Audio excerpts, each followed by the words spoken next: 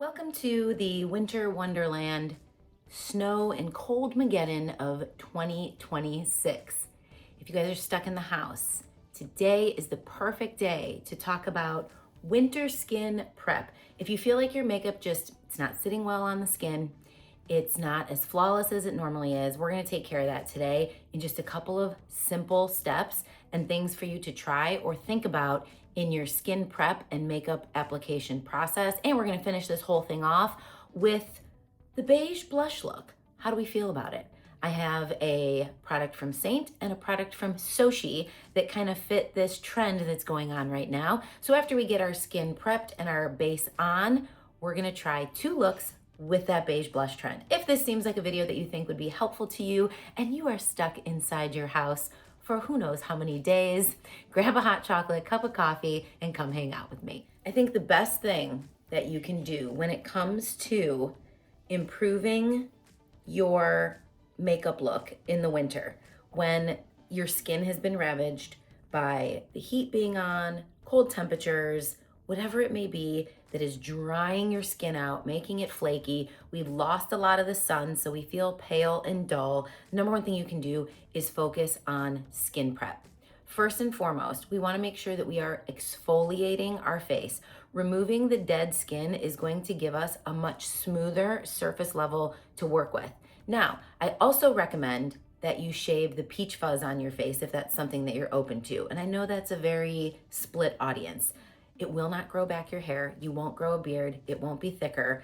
But if it's not something that you're into, that's fine. But you should still exfoliate and just get rid of the dead skin so that when you're laying your makeup down, you have a smoother surface to work with. That in and of itself will help you love your makeup so much more. A very simple, user-friendly Amazon product is the Medicube Zero Pore Pad, AHA, BHA. You use these at night or in the morning, whenever you prefer. I like to use mine at night because my skin is very reactive. For reference, I have pretty normal skin. It is dry leaning. In the winter, it's very dry leaning, but I am acne prone. And these do not do anything to hurt my skin barrier, nor do they cause breakouts. Did you see how it had like that little bit of rippling on it? I've already used them, and I don't want to use it in front of you today other than, literally we're just doing this right here. The reason I don't want to do my whole face is because it's very reactive. So that means it's going to turn red and it's going to take a little bit of time to settle back down. This does have AHAs and BHAs in it, which is going to help with that skin cell turnover and getting rid of all of that dead skin. But I do recommend that you do it at night if you have that option, and then really load up on high quality skincare so that everything penetrates deeply. But after you remove that base layer, let's say we're talking next day skin prep. One of the things that you need to remember with Seint is that underneath your Seint makeup, your products have to be silicone free in order for you to avoid any slippage of the product. So if I was gonna pick one product to prep my skin with in the winter, it would hands down be the Prequel, half and half. Half peptides, half ceramides. I've used literally half the bottle, and this is not my first bottle. So I am going to do my actual skin prep. And what I wanna show you, if you've been around here, you know I love the Rhode Milky Toner, and I absolutely still do. This is actually a little bit thicker. It is a peptide ceramide half and half mix. So it's going to help with fine lines and wrinkles. It's also going to help with deep hydration. And you guys, this feels so good on the skin. It's an AM, PM skincare product. Prequel is a dermatologist founded brand, eczema approved. This does not cause my skin to break out. And I'm telling you, the level of hydration that you're going to get from this product is significant. I do like to put it under the eyes. So if you're using other products, the reason that I'm specifically talking about this one is because it's silicone free and it does the job without having to use a whole lot else. But if you do have, other skincare products that you like, vitamin C, different things like that, hydrating serums, do all that first, make sure they're silicone free, and then look at your moisturizer. We don't want to put a moisturizer on that's super heavy underneath makeup at least not Seint makeup. We're talking specifically Seint makeup today, but we also don't want it to have silicones in it. So this one is going to be a beautiful hydrating option. It is very affordable.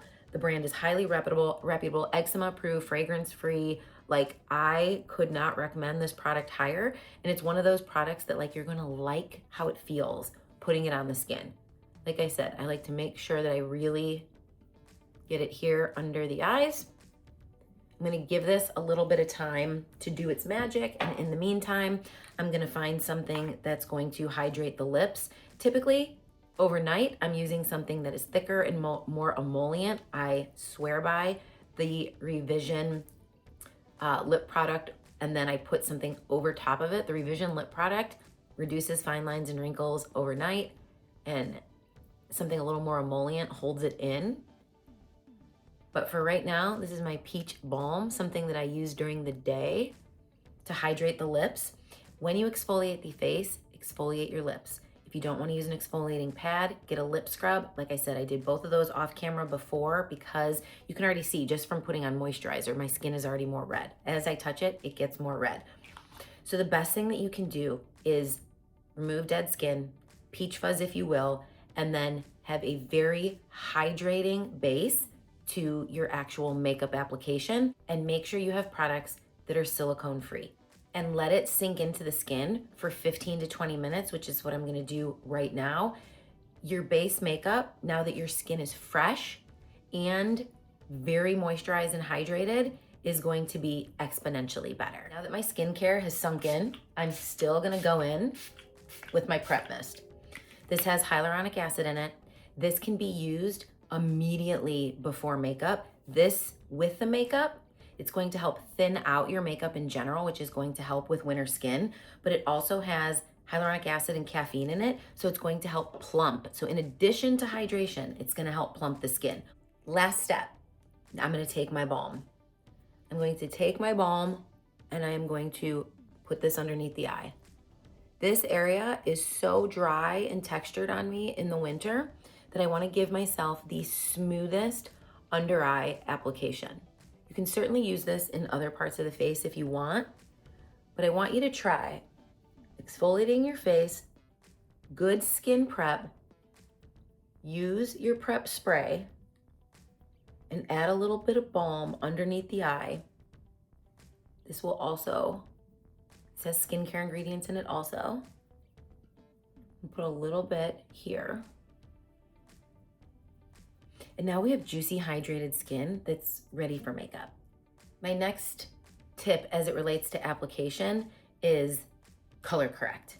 So in the winter, for me, my discoloration is so much more pronounced because I have less warmth in my skin.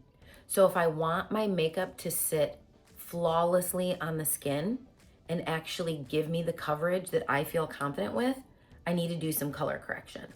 So I'm gonna take a light hand of my color correcting highlight, which I will provide to you in your color match, and I am going to just simply tap and feather onto that under eye bag where you see that discoloration. And I can even use my finger because I have that balm there. I'm gonna get a really nice, soft base under the eye. I wanna keep this product thin. If you have a lot of texture under your eye, the more you put under your eye, the more likely that you are to have creasing and things of that nature. So keep it thin. The balm will keep it thin, particularly on texture and dry skin. And then you can use the warmth of your finger to actually really thin out the product into the space that you want coverage. This is the small end of the blend brush. This brush is like 5 years old at this point, so it is a different design, but I love the density of these bristles to simply tap on my color corrector where I see the discoloration.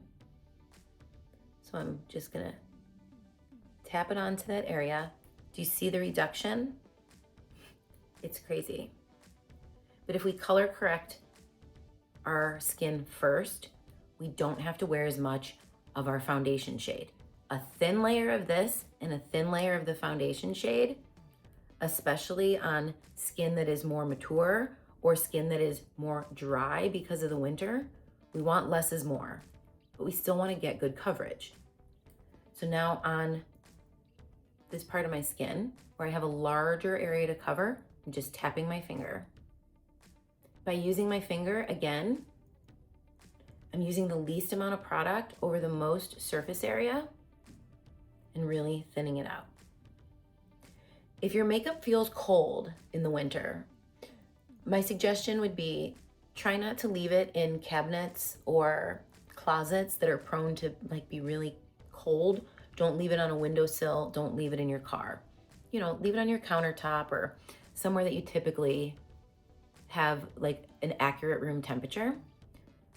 But if your makeup feels dry and cold, you can also use this method because your finger warms it up, or you can run a blow dryer quickly over the top just to warm up your creams.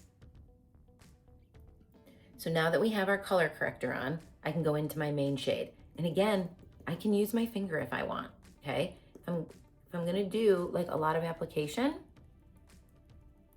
I'm just gonna use 2 fingers and I'm going to press that on top. You can do this anytime, but the reason that I do this on occasion in the winter is because if I have dry skin or uneven skin and I'm using a brush, it's just not as warm. It's colder in my house, my skin is colder. This can give me more of a thin application and keep that makeup from pulling up any dry patches that might be on the face. If you like your brush, use your brush.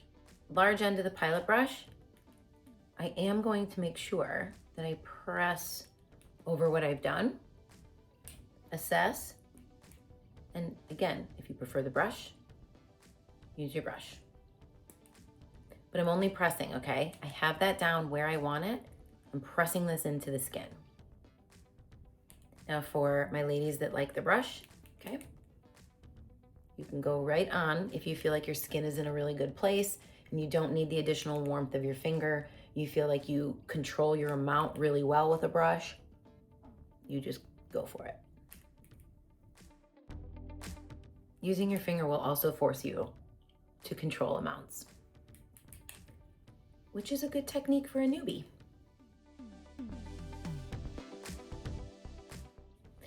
And now we are glowing. We look hydrated. My skin feels amazing. My foundation is pretty flawless. We're looking good. Natural coverage. Tone down that redness, dark spots.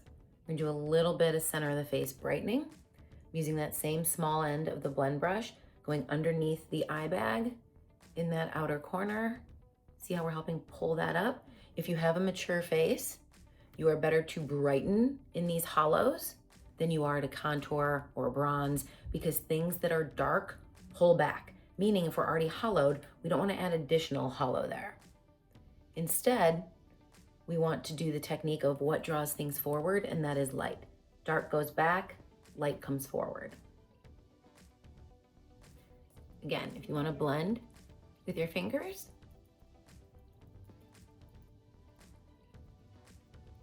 you can do so.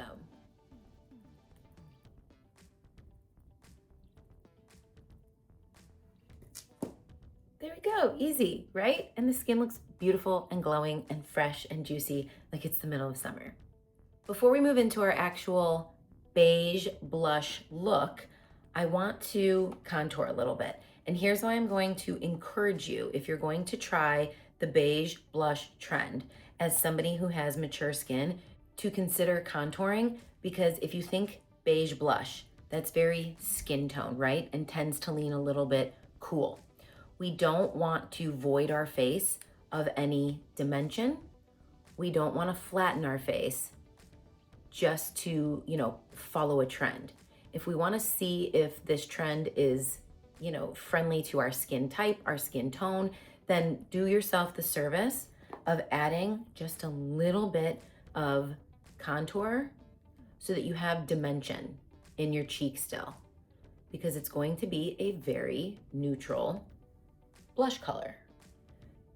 So we don't want to look flat. We still want our natural features to be present.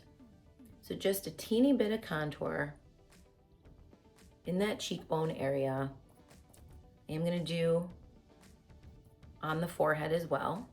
Now I'm somebody who likes a thicker contour. I'm kind of going peak of brow to peak of brow, simply because I have a large forehead, and remember, dark recedes, so it's gonna help make my forehead look a little bit smaller. So if you have a small forehead and you don't want to contour your forehead, that's totally fine. If you want to still have a little bit more shape on your forehead when it's small, then just keep it very tight to the perimeter, and then go ahead and pull back your hair and push back into any areas of the hairline where you may have, you know, lesser, if you're like me, have a little bit of a receding hairline going there. So now we've created some dimension. We've kept our cheekbone intact without it looking like you have any large amount of makeup on. Because with the blush trend being beige, we're talking like a minimalistic like approach, right? Now we're going behind the ear and underneath the jawline just to keep this sculpted. Contour essentially provides shape and sculpt to the face. Go ahead and pull that back down the neck. And we're going just very soft. Now I have two options for you. One is one I haven't tried yet, at least not in this shade. It's the Soshe blush in Bare Muse. I love this formulation. It is a cream to powder formula, and it feels, I don't even know how to explain it. It feels like velvet. Cream that sits down like a powder. So it is going to be a little bit more matte, and it is going to be a little bit more blurring. But do you see why we want to create a little bit of dimension there? Because our blush is going to be very skin tone-ish. With Bare Muse, you'll see it has a little bit of warmth to it. Not much, but a little. In comparison, our Seint shade is going to be Ballerina. Now, Ballerina is a semi-gloss, and it's going to be a cream shade. Whoop, wrong one here. And it's going to have a little bit more of a cool tone to it, and it has a little bit more of a pink. So our Soshe blush, it already looks so much warmer between the two. So we're gonna do one on each cheek. You guys can tell me what you think, and you'll see the finish. This is going to be matte and blurring. This is going to be more of a glossy, hydrated look on the face. So I'm excited to try both. I have two other shades in this. This blush performs incredibly well. It is great over Seint makeup, but I was dying to pick up the nude shade, and here we are. I'm still shocked at how different they look. I mean, I know they're not, obviously, they're not the same. This top one, I mean, I guess I shouldn't be all that surprised. This top one is Ballerina, and this is Bare Muse. But man, does that look so much warmer when you put it next to something that has a little bit of cool tone to it. All right, we're gonna, no fallout. I love this formulation. This is a cream to powder finish. It's soft, it's buildable, at least in the other shades, and it appears to be no different in this shade. And see how we have that little bit of sculpt there? And then we can add this completely like neutral beige skin tone blush over top. And we just have a very soft, I mean, everyday makeup look. You can build it up here. I feel like I want to add a little bit more back here. Outside apples of the cheeks. I love this brush from Rare Beauty. And that looks so pretty. We have the sculpt, the blush, the hydrated base. I love it. Now we're gonna go Ballerina on this side. I can already see that this one's going to be a little bit cooler. You can just, I love color. I'm actually getting ready to purchase a book on more color analysis information.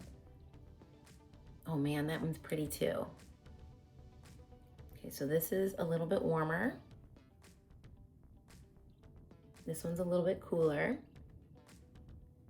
And you'll see we have a little bit more overall glow, where this one, I mean, it really does blur, but it doesn't look matte drying. This one's glowy, and I do love a glow. Now, something that I want to make sure is that this part of my face doesn't get lost. So I was able to build this up to really pull the face up over here. But I think with my skin tone, I don't quite have the same effect going on there. So this one feels a little bit more natural to somebody who has a warm undertone. So I think what I'm gonna do is you could do two things to really build this up here. You could either take your bronzer and add some warmth, or you could go in with a shade like nude and add some depth. So I think that's what I'm gonna do. And now we're building up and nothing is getting lost. And go back to Ballerina and put this right over the top. I'm gonna use the small end of either the detail or the blend brush and diffuse this line here with a little bit of my brightening shade.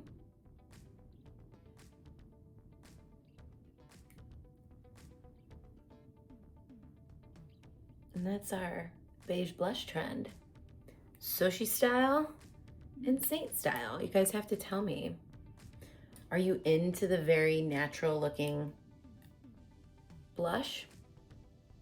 Have you tried it? Have you tried another one from another brand? Because I mean, we should try them all and see how they compare. Tell me, and if there's one that you wanted to try, let me know. And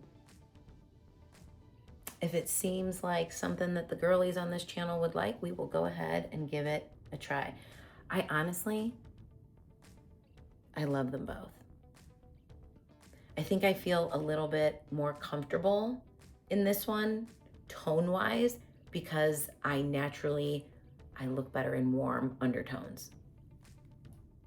But I would easily wear this one too. Like, I don't know.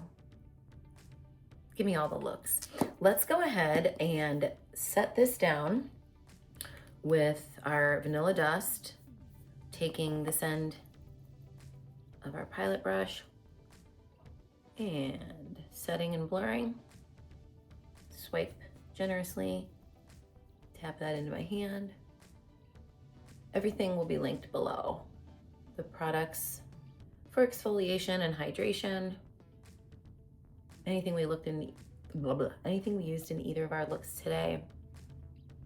I do have my eyes already done and I kept them pretty neutral. I would say if you're gonna do a neutral blush and a neutral eye, you could definitely do a little bit more color on the lips. Now, I do have an eye look going, so I do have some outer corner depth, so I don't think a neutral lip is gonna get lost. So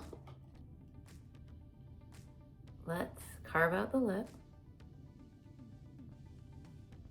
This is Pepper. I'm obsessed with this shade of all the shades. I did a little bit in the outer corner. Cupid's bow. Fill in the outer corner. And then, so the tones on my eyes are like champagne and a little bit of berry. Let's do Dulce. And this is gonna be our nude. So we'll leave our lips and our cheeks very nudie, beigey, and let our eye be a little bit more the star. Okay guys, what do we think? Do we feel like we are ready to have a better makeup application even in the winter? And are we trying the beige beige blush trend? And if so, are we thinking Ballerina or Bare Muse? Let me know in the comments below. And don't forget, if you've already tried one or if you had your eye on another beige or very like neutral nude, then you let me know in the comments below and I'm gonna have to check it out as well. That's it, you guys. If you found today's video helpful, you know the trick. Please give it a thumbs up. It really helps out my channel. And if you haven't already subscribed here, consider subscribing. We'd love to have you. I'm uploading videos just like this every week. We have fun. We keep it easy. We are mature skin focused and we have a good time. That's it. Stay warm this weekend and for however long you are in the frozen tundra. And we'll see you again soon. Bye-bye.